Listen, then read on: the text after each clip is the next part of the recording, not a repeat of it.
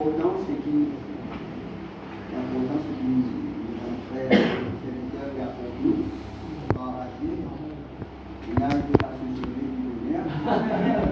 Merci Seigneur, gloire à Dieu. Moi, on apprend une petite chose. Seigneur, il s'est dit, moi, les choses, on apprend ça depuis le temps de Dieu. Et pour ma part, personnellement, ok, je reconnais un homme de Dieu qu'un homme de Dieu reconnaît ce Félix. Amen. Amen. C'est ça qui est important. Okay? C'est ça qui est important. Moi, personnellement, gloire à Dieu. Merci Seigneur. Et la pensée qui Saint-Esprit met dans mon cœur, et je peux partager ça avec l'Église. Hier, c'est mon trompé. Le Seigneur Jésus-Christ disait comme ça. Et dans Jean 21, 22, verset 34, 35, il y a une minute pour pouvoir parler. Mais toujours la pensée est là. Toujours la pensée, il y a comme ça, Jésus-Christ dit comme ça. Et voilà, on nous donne un nouveau commandement. Okay? Aimez-vous les uns les autres, comme moi je vous ai aimé. Et ça allait dire comme ça, aimez-vous les uns les autres. Alors, il y a ça à l'Église, le Seigneur Jésus dit, aimez-vous les uns les autres, mais comme je vous ai aimé. Et ça dépend que le Seigneur Jésus peut dire ça là. Il pas si en vérité, pas encore démontrer et la preuve de son grand amour pour ses disciples. Parce que Jésus pas encore montre le poids de la croix. Amen. Pour démontrer l'amour du Père vis-à-vis de son Église, certainement ses disciples, et vis-à-vis de l'humanité. Ce qui est important dedans, c'est que le Seigneur Jésus anticipe quelque chose qui est bon. Amen. Il anticipe qui, n'importe qui circonstance, qui situation, qui obstacle qui peut arriver. Amen. Il faut accomplir la mission pour laquelle Dieu nous a appelé. Vous devez comprendre. La pensée, c'est quoi? La pensée, c'est qui nous anticipe. Vous voyez, je veux dire, cette pensée paraît comment? L'apôtre Paul dit à Pierre, si j'avais ce témoin-là, qui plus tard, on peut dire ça à l'Église, Acte 10, le verset 38, dit comme ça. Et vous savez comment Dieu, le Père, il nomme Jésus de Nazareth, ok, du Saint-Esprit de force dans le lieu son lieu faisant le bien. Amen. C'est-à-dire que Jésus-Christ il vient du Saint-Esprit pour qu'il le fasse le bien. Amen. C'est-à-dire que le Saint-Esprit, le même esprit qui habite au-dedans de nous, il poursuit pour faire le bien.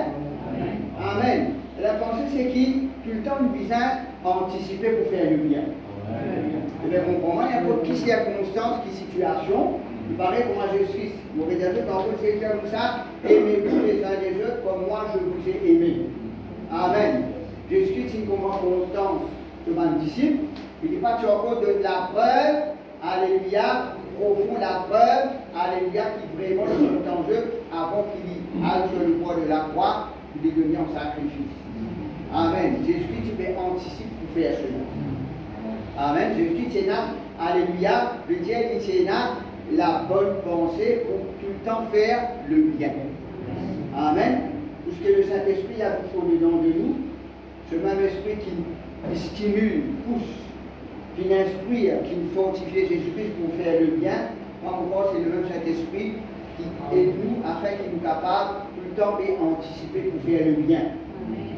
Vous comprenez? C'est ça la pensée. Qu'il est capable tout le temps et n'a tout le temps cette bonne pensée pour faire le bien et non pour faire le mal. Vous savez ce que je veux dire comme ça? Mais qui sait-il? Ok, nous faire pareil comme un pharisien qui va nous représentant religieux, nous saluer ceux qui saluent nous. Amen. Nous donne à ceux qui de nous. Comme ça, tout le monde fait ça. Amen. Alors, cette distinction qui nous est là, nous, par le Saint-Esprit de Dieu, qui est capable tout le temps, en tout temps, il a cette bonne pensée pour faire le bien. Ok, frères et sœurs, tout le temps, il a sa bonne pensée pour faire le bien. Tout le temps, alléluia, nous médite pour faire le bien. Tout le temps, nous allons de l'avant pour faire le bien. Donc, pas pour nous. Parce que si on a envie de faire le bien pour nous, l'aurait pour nous dominer. Amen. Mais connaissez que le Saint-Esprit, Jésus-Christ, qui fait le bien, amen, poussé par le Saint-Esprit, qui habite au-dedans de nous. Au-dedans de nous. Et qui habite au-dedans de nous. Amen. Qui aide nous pour faire le bien. Alors, c'est que nous demandons, qui va mettre les bouts dans nos places, qui nous capable de faire mobiliser chacun de nous. Amen. Qui volontairement, amen, de tous les cœurs, s'il a envie de faire certainement, il fait purifier chacun de nous. Amen. Et nous renonce à l'animosité. Nous renonce, alléluia, à l'hypocrisie. Nous renonce à la haine. Nous renonce à la vengeance. Nous renonce au mal. Amen. Et aussi, comment Jésus dit comme ça, s'il nous paie à nos frères, nous offrande, et qui, au-delà de nous, amen, le Saint-Esprit nous montre nous qui impliquent et n'a quelque chose contre nous.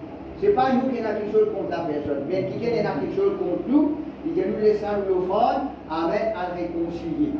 Au même moment là, sachant de Timothée 2 Corinthiens 5-17, amen, qui cette nouveauté de vie qui le Seigneur nous donne nous, amen, et l'apôtre Paul pour continuer, nous dire comme ça, Dieu nous donne le ministère de la réconciliation. Amen. Merci Seigneur. Alors qu'il nous capable du fond de nos cœurs, sincèrement, qui nous renonce à l'animosité, la haine, à l'hypocrisie, vengeance, violence, alléluia, ma parole qui blessante, alléluia, quelque chose qui nous fait, qui éloigne les gens de nous, au lieu que nous disons, alléluia, de parvenir à la connaissance de la parole de Dieu. Sincèrement, de tous les cœurs, laisse-nous renoncer là, chacun de nous. Merci Seigneur. Merci Saint-Esprit de Dieu. Seigneur de gloire. Alléluia.